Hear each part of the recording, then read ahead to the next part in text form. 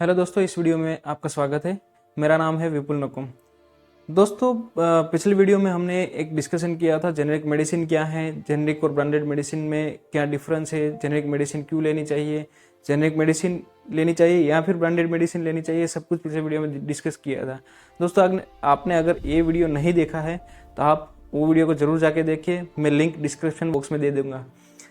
दोस्तों, आज हम बात करेंगे कि जेनेरिक मेडिसिन के बहुत सारे फायदे हैं, वो हमने ऑलरेडी डिस्कस किए। फिर भी मैं बता देता हूँ कि जेनेरिक मेडिसिन जो होती है वो ब्रांडेड मेडिसिन से सस्ती मिलती है, जिसके कारण पेशेंट का दवाई के ऊपर खर्चा है वो थोड़ा कम आ सकता है। दोस्तों, साथ ही साथ दूसरे भी कुछ फायदे हैं, जैसे कि अगर हमने देखा होगा कि कोई भी डॉक्टर अपने प्रिस्क्रिप्शन लिख के देगा, उनमें से कुछ दवाई ऐसी होगी जो उनके मेडिकल में ही मिलती होगी, बाकी बाहर जाएंगे और पूछेंगे तो वो मेडिसिन वहाँ पे नहीं मिलती होंगी।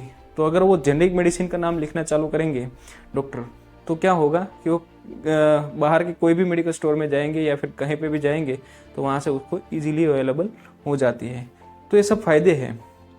दोस्तों, 2016 में भारतीय सरकार ने एक मैंडेट लाया था और मेडिकल काउंसिल ऑफ इंडिया के रेगुलेशन का 1.5 नंबर का क्लॉज में उसमें अमेंडमेंट किया और उन्होंने ऐसा कहा कि कोई भी फिजिशियन हो तो उनको सिर्फ जेनेरिक मेडिसिन ही प्रिस्क्राइब करनी है और जो भी प्रिस्क्रिप्शन लिखेंगे उसको लेजिबल लेटर्स में, कैपिटल लेटर्स में ही, लेजिबल यानी कि दिखना चाहिए, अच्छी तरह से पढ़ पाना चाहिए, कोई भी व्यक्ति आए वैसे अक्षरों में लिखना चाहिए। अगर ये इंस्ट्रक्शन को कोई भी डॉक्टर्स फॉलो नहीं करते हैं तो वो लीगल एक्शन फेस करेंगे, ऐसा कड़क शब्दों में कहा। उसके बाद 2017 में honourable prime minister Modi ji है, उन्होंने सूरत में एक रैली की थी। उसमें उन्होंने कहा था कि डॉक्टर्स को एक अपील की थी कि सिर्फ वो जेनेरिक मेडिसिन पे ज़्यादा फोकस करें, जिससे जो पेशेंट है उनको फ़ायदा मिल सके, उनका पॉकेट का एक्सपेंडिचर भी कम हो और उसकी सारवार भी अच्छी हो सके।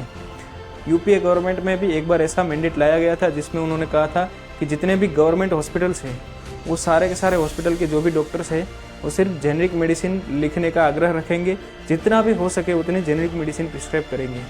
साथ ही साथ 2008 में यूपीए गवर्नमेंट ने जन औषधि स्कीम लाई थी। जो जन औषधि स्कीम थी दोस्तों, वो उनका प्लानिंग था कि वो पूरे भारत में फैलाए और हर एक ज़िले में एटलीस्ट एक जन औषधि स्टोर होना चाहिए, ऐसा उनका प्लानिंग था। लेकिन वो प्लानिंग धीरे धीरे आगे बढ़ते बढ़ते वो स्कीम प्रॉपरली इम्प्लीमेंट नहीं हो पाई। बहुत सारे लूपहोल्स मिले थे, जैसे कि सप्लाई चेन में ये लूपहोल्स था। टोटल उन लोगों का प्लान था कि 300 जेनेरिक मेडिसिन का लिस्ट बनाया था और वो जेनेरिक मेडिसिन हर एक जन औषधि स्टोर में मिलनी चाहिए, लेकिन ऐसा हुआ नहीं था। 100 से 125 जितनी मेडिसिन हर वक्त उपलब्ध रहती थी।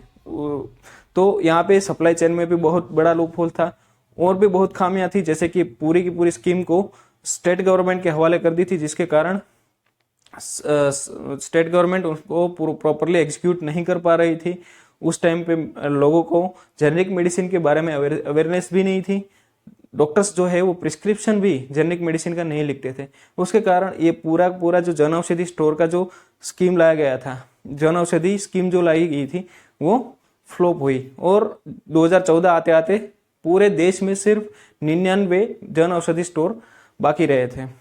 जब बीजेपी गवर्नमेंट सत्ता में आई उसके बाद 2015 में जो जन औषधि स्कीम थी उसको पूरा का पूरा रिवैम्प किया गया, यानी कि नए सिरे से शुरू किया गया। नए कुछ नियम लाए गए, नए कुछ सिस्टम लाए गई और उसमें उन्होंने आगे बढ़ना शुरू किया।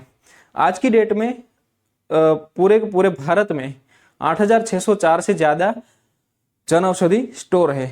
जो उस स्कीम का नाम दिया गया था वो था प्रधानमंत्री भारतीय जन औषधि परियोजना, PMBJP, ये योजना थी।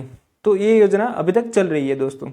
तो दोस्तों, आपने देखा कि गवर्नमेंट भी कितना एम्फेसिस कर रही है कि भाई यार जेनेरिक मेडिसिन को प्रिस्क्राइब करे, जेनेरिक मेडिसिन ही प्रिस्क्राइब करे, जिससे पेशेंट को फायदा हो सके, पेशेंट को सेम ट्रीटमेंट मिल सके और वो भी कम खर्चे में। तो फिर डॉक्टर्स को क्या प्रॉब्लम है कि वो प्रिस्क्राइब जेनेरिक मेडिसिन की बजाय ब्रांडेड मेडिसिन ही कर रहे हैं। तो दोस्तों, आज हम ये पूरा इस जो है एनालिसिस वो करेंगे कि डॉक्टर्स जो है वो जेनेरिक मेडिसिन क्यों प्रिस्क्राइब नहीं करते और सिर्फ ब्रांडेड मेडिसिन के नाम ही क्यों लिखते हैं। दोस्तों, उसके लिए हम 2 सिनेरियो देखेंगे। जो पहला सिनेरियो होगा उसमें वो ये होगा कि डॉक्टर्स है वो अभी की जो सिस्टम चल रही है जिसमें doctors most of the time brand name ही लिखते हैं अपने प्रिस्क्रिप्शन में, तो उसमें क्या होता है कि कोई भी कंपनी के जो मेडिकल रिप्रेजेंटेटिव आते हैं वो डॉक्टर्स को मिलते हैं और बोलते हैं कि सर हमारी दवाई अच्छी है, लिखो, और साथ ही साथ कुछ बिजनेस डील्स भी होते होंगी। तो ऐसा होता होगा, उसके कारण क्या होता होगा कि डॉक्टर उनके ब्रांड की दवाइयाँ लिखना चालू करेंगे। कुछ में रिजल्ट अच्छे आते हैं तो डॉक्टर्स अपने सामने से ही बोलते हैं कि भाई ये ब्रांड की दवाई आप लिखो। साथ ही साथ डॉक्टर की एक मोनोपोली रहेगी कि जैसे मैंने कहा कि ये जो मेडिसिन है वो उनके ही जो संलग्न मेडिकल स्टोर होगा वहाँ से आपको मिलेगी। बाहर से कहीं पे भी जाएंगे तो वहाँ से ये ब्रांड की मेडिसिन नहीं मिलती होगी, शायद ऐसे भी हो सकता है, ऐसा भी कई बार लोगों ने देखा है। तो ये सारे जो बेनिफिट है वो पूरे के पूरे डॉक्टर ओरिएंटेड थे, जिसमें ऐसा मान सकते हैं कि पेशेंट को कम फायदा होता है। पेशेंट को फायदा होता है, उनकी हेल्थ तो पूरी तरह से अच्छी हो सकती है, लेकिन उसके ऊपर जो पैसे का बर्डन है वो थोड़ा ज़्यादा रहेगा। तो दोस्तों अब हम दूसरा सिनेरियो देखते हैं कि अगर ऐसा ना हो, डॉक्टर सिर्फ जेनरिक मेडिसिन लिखना ही शुरू करे प्रिस्क्रिप्शन में और ब्रांडेड मेडिसिन को ना लिखे, तो क्या हो सकता है। अब सोचो ऐसा हो गया तो क्या होगा। डॉक्टर यहाँ पे जेनरिक मेडिसिन का पर्चा लिख के देंगे और पेशेंट लेके जाएंगे केमिस्ट के पास, फार्मासिस्ट के पास, मेडिकल स्टोर में। तो केमिस्ट क्या करेंगे, अब उनके पास जो भी मेडिकल मेडिसिन है उसका जेनरिक नाम लिखा होगा, तो पहले तो सबसे पहले सारा का सारा पावर जो डॉक्टर के पास था वो सारा पावर चला गया अब केमिस्ट के पास। अब जो डॉक्टर कर रहे थे वो केमिस्ट करने लगेंगे, और जो भी फार्मा कंपनी डॉक्टर्स को अप्रोच कर रही थी वो सारा का सारा फोकस करेगी अब मेडिकल स्टोर के ओनर्स के ऊपर या फिर फार्मासिस्ट के ऊपर, केमिस्ट के ऊपर। तो वो लोग उन जो भी उन फार्मा कंपनीज थी वो उनको कमीशन देना चालू करेगी, उनको ज़्यादा रिटेल मार्जिन मिले वैसी कोशिश करेगी। उसके कारण क्या होगा कि जो भी फार्मासिस्ट या केमिस्ट है वो उसको ज़्यादा जिसमें मार्जिन मिल रहा है वही मेडिसिन बेचना चालू करेंगे। तो अल्टीमेटली क्या होगा कि पेशेंट का इसमें कोई भी फायदा नहीं होगा। अब दूसरा प्रॉब्लम ये है कि फार्मासिस्ट के पास सारा का सारा पावर आ गया, अब क्या करेगा वो, उसको उनके पास सेम ही प्रकार की जो जेनरिक मेडिसिन के अलग अलग 4-5 कंपनीज की होगी, वही मेडिसिन वहां से बेचेगा जिस मेडिसिन में उसको ज़्यादा मार्जिन रहता है। तो इसके कारण क्या होगा, अल्टीमेटली जो भी है वो पेशेंट की हेल्थ पे कॉम्प्रोमाइज़ हो सकता है, क्योंकि ज़्यादा मार्जिन वाली मेडिसिन होगी तो शायद उसमें उसका रिजल्ट क्या है, उसकी इफेक्टिवनेस क्या है, वो केमिस्ट को पता रहेगी या नहीं रहेगी।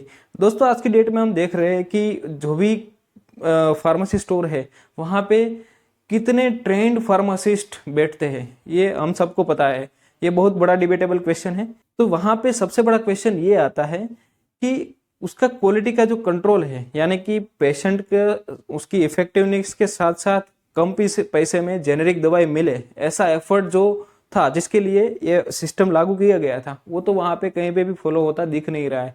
क्योंकि जो भी डॉक्टर्स का अगले प्रॉब्लम डॉक्टर्स के ऊपर जब प्रॉब्लम देखा गया था, तो अब वो प्रॉब्लम फार्मासिस्ट के साथ चालू होगा, या फार्मासिस्ट नहीं बोल सकते तो केमिस्ट के साथ चालू होगा। कहीं कहीं पे तो ऐसा होता है कि फार्मासिस्ट होते नहीं है, सिर्फ केमिस्ट होते हैं, जो कितना पढ़े लिखे होते हैं वो भी बहुत डिबेटेबल क्वेश्चन है।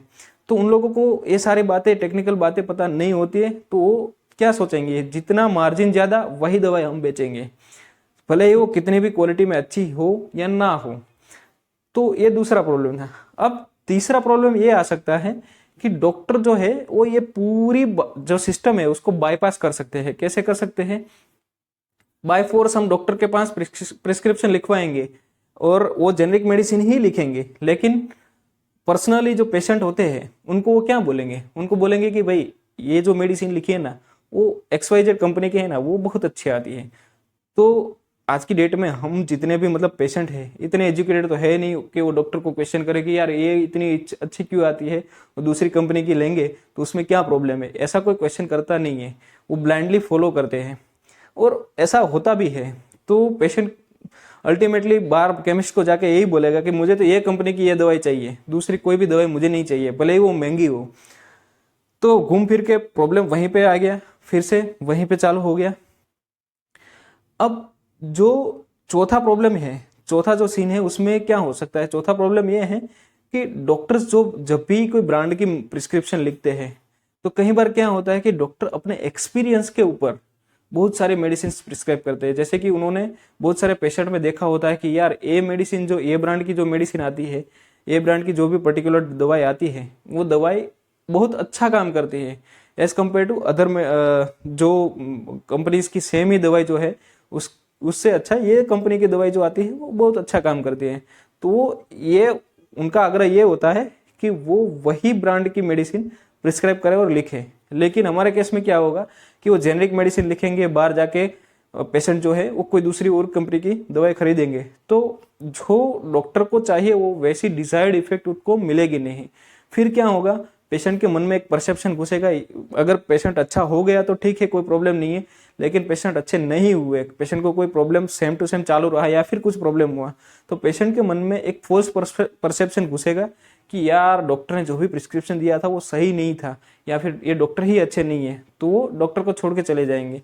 तो अल्टीमेटली नुकसान होगा डॉक्टर के ऊपर और पेशेंट के ऊपर तो होगा ही होगा, क्योंकि उन्होंने खर्चा किया है फिर भी उनको रिजल्ट नहीं मिला, उनको कुछ अच्छा नहीं हुआ।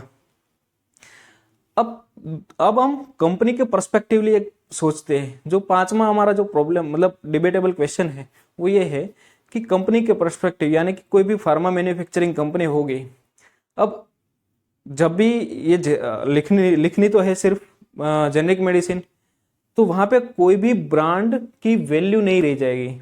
जैसे कि हम सोचे कि एक एग्जांपल हमने पिछले वीडियो में भी देखा था कि एजिथ्रोमाइसिन है, वो सिप्ला की भी आती है, एलेम्बिक की भी आती है, बहुत सारी कंपनीज की आती है। लेकिन कुछ अच्छी कंपनीज है जिनकी ब्रांड वो अपनी मेंटेन करने के लिए वो अपनी क्वालिटी को भी मेंटेन करते हैं, अपने क्वालिटी सिस्टम को भी इम्प्रूव करते रहते हैं, अपनी अच्छी टीम बैठाते हैं, वो अच्छी टीम क्वालिटी कंट्रोल करती है, क्वालिटी एश्योरेंस करती है, जिसके कारण मार्केट में वो अच्छी क्वालिटी के दवाई बिकती है। भले ही वो थोड़ी ज्यादा दाम में बिके, लेकिन वो अच्छी क्वालिटी की होती है। लेकिन जेनेरिक मेडिसिन के चक्कर में जो भी छोटी कंपनियां होगी वो इनको कम्पीट करेगी। छोटी कंपनियां का मतलब मेरा कहने का ये है कि जो कंपनीज है जो इन सभी चीज़ों पे खर्चा नहीं करती है, वो डायरेक्टली केमिस्ट को ही बोलेगी कि चल तेरा रिटेल मार्जिन इतना है, मेरी दवाई बेच। तो जो अच्छी कंपनीज जो होगी, जो क्वालिटी सिस्टम मेंटेन करना चाहती है, उनको बेनिफिट नहीं मिलेगा, क्योंकि उनकी दवाई जो होगी वो थोड़ी महंगी होगी, जिसके कारण क्या होगा कि केमिस्ट को उतना फायदा उस दवाई में मिलेगा नहीं। तो उसके कारण क्या होगा कि जो भी अच्छी कंपनी होगी वो क्वालिटी सिस्टम को फिर कम करती जाएगी और प्रॉफिट के ऊपर ज्यादा फोकस करती जाएगी। दोस्तों ये बात मैं इसलिए कह रहा हूं क्योंकि देखो हमारी जो जुडिशरी सिस्टम है उसमें एक सिस्टम है कि कोई भी दवाई की क्वालिटी जो मेंटेन होनी चाहिए ऐसा तो है, लेकिन फिर ये इसका कंप्लायंस कौन देखता है? जो देखते हैं वो ड्रग इंस्पेक्टर देखते हैं। जैसा हमने कहा कि 8 लाख से ज्यादा टोटल फार्मेसी स्टोर है, 10,500 से ज्यादा फार्मेसी मैन्युफैक्चरिंग यूनिट है पूरे देश में। तो इतना ज्यादा है, उसके सामने ड्रग इंस्पेक्टर का स्टाफ जो ये सब मेंटेन करते हैं, क्वालिटी को मेंटेन करते हैं, उनके ऊपर जो वॉच रखते हैं, तो वो क्या है, वो उतना स्ट्रेंथ नहीं है हमारे भारत में। तो उससे क्या होगा? उससे होगा ये कि वो तो पूरी वॉच नहीं रख पाएंगे, उल्टा करप्शन बढ़ेगा और जो भी क्वालिटी सिस्टम है उसका पूरा इम्प्लीमेंटेशन नहीं हो सकेगा। तो क्वालिटी मेडिसिन नहीं मिल पाएगी और अल्टीमेटली पेशेंट को ही सफर होना पड़ेगा। अब बात करते हैं कि जो एक प्रैक्टिकल प्रॉब्लम है डॉक्टर का पर्सपेक्टिव, वो ये है कि कुछ मेडिसिन ऐसी आती है जिसमें 2-4 ड्रग जो है वो कॉम्बिनेशन करके उसको एक टेबलेट में रखा जाता है। और जैसे कि हम एग्जांपल दे कि आपने सभी ने कॉमनली डाइक्लोफेनाक और पैरासीटामोल का कॉम्बिनेशन देखा होगा, या फिर कोई अलग अलग 3-4 दवाइयों का कॉम्बिनेशन। जनरली कफ सिरप्स में बहुत सारे कॉम्बिनेशन आते हैं, तो सब हमने देखे होंगे। तो उस केस में क्या होगा, डॉक्टर ये सारे कॉम्बिनेशन वाली जो मेडिसिन है वैसा लिखने जाएंगे तो प्रिस्क्रिप्शन बहुत बड़ा बढ़ जाएगा। और आपको भी पता है कि हमारे देश में पेशेंट का लोड इतना है कि डॉक्टर के पास इतना सब कुछ लिखने का टाइम भी नहीं होता और डॉक्टर उसमें फिजिबल भी नहीं है। इतना बड़ा प्रिस्क्रिप्शन उनको शायद कुछ मेडिसिन जो याद भी ना रहे, लेकिन उनको पता है कि हाँ ये ब्रांड की जो मेडिसिन आती है उसमें सारा कंटेंट आता है, तो लिख पाएंगे। तो ब्रांड नेम सिर्फ लिख देंगे तो अभी उनको जो भी डिलीवर करना था, जो भी मेडिसिन उनको देनी थी, वो तो उनको प्रॉपरली मिल जाएगी।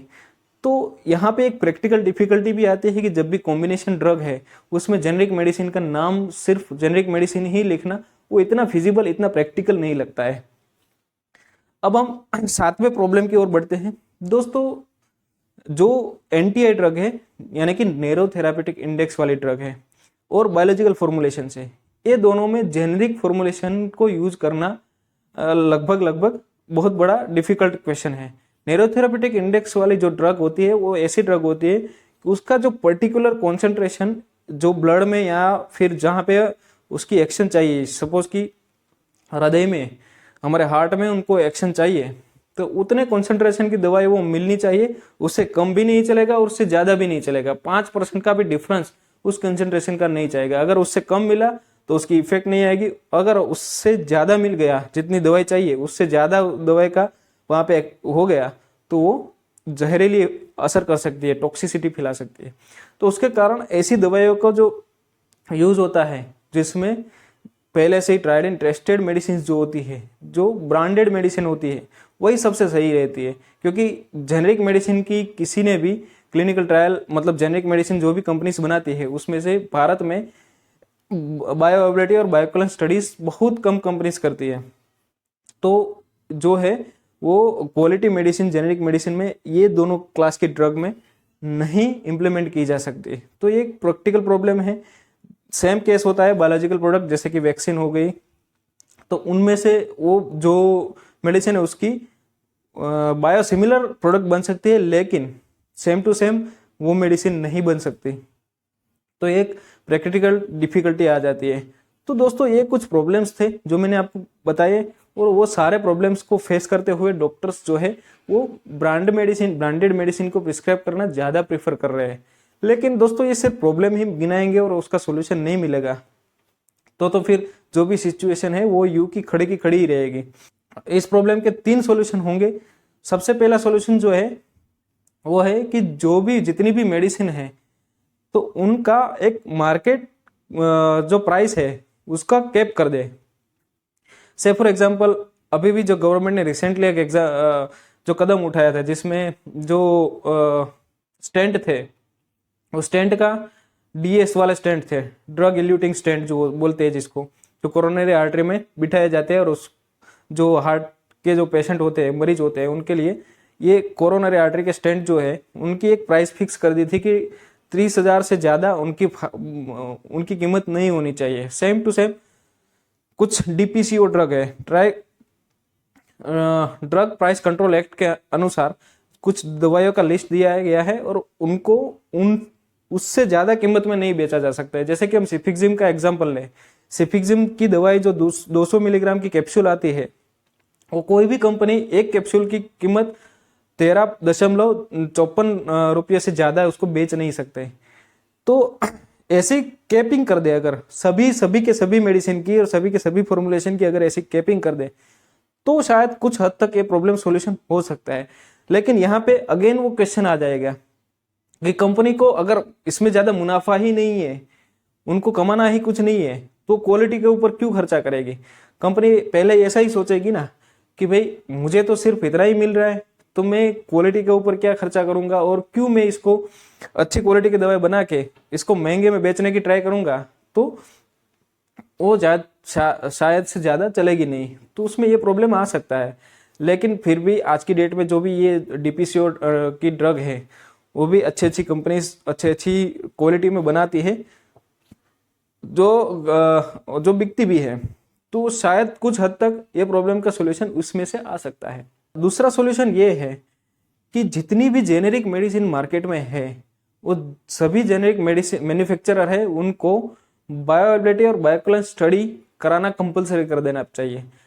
आपको सोचने पड़ जाएंगे कि यार बायोएबिलिटी और बायोइक्वलेंस स्टडी होती क्या है। तो ये ऐसी स्टडीज होती है जो क्लिनिकल ट्रायल ही उसको बोलते हैं, और क्लिनिकल ट्रायल ऐसे होते हैं कि जिसमें इंसानों में ये जो जेनेरिक मेडिसिन है उसको ब्रांडेड मेडिसिन के साथ कंपेयर किया जाता है, यानी कि वो रेट एंड एक्सटेंट, यानी कि वो कितना घुलती है और कितना ब्लड में जाती है, उसका जो एक सेट लिमिट है उसके अंदर अगर वो मिलता है तो ही वो जेनेरिक मेडिसिन मैन्युफैक्चर और सेल करने के लिए परमिशन दी जाएगी, उसको लाइसेंस दिया जाएगा। तो ऐसी बायोबिलिटी और बायोइक्विवेलेंस स्टडी सभी जेनेरिक मेडिसिन में के लिए करनी चाहिए। तो ये अगर कंपलसरी हो जाए तो ये प्रॉब्लम का सॉल्यूशन कुछ हद तक नहीं, मोस्ट ऑफली 100% हो जाएगा। दोस्तों मैं इसलिए कह रहा हूँ क्योंकि जो डेवलप्ड कंट्री है जैसे कि अमेरिका हो गया, कनाडा हो गया, तो उस कंट्रीज में ये सब कुछ, यूरोप हो गया, तो उस कंट्रीज में सब कुछ सेट है। वहाँ पे कोई भी जेनेरिक मेडिसिन कोई भी ऐसा ही बना के नहीं बेच सकता।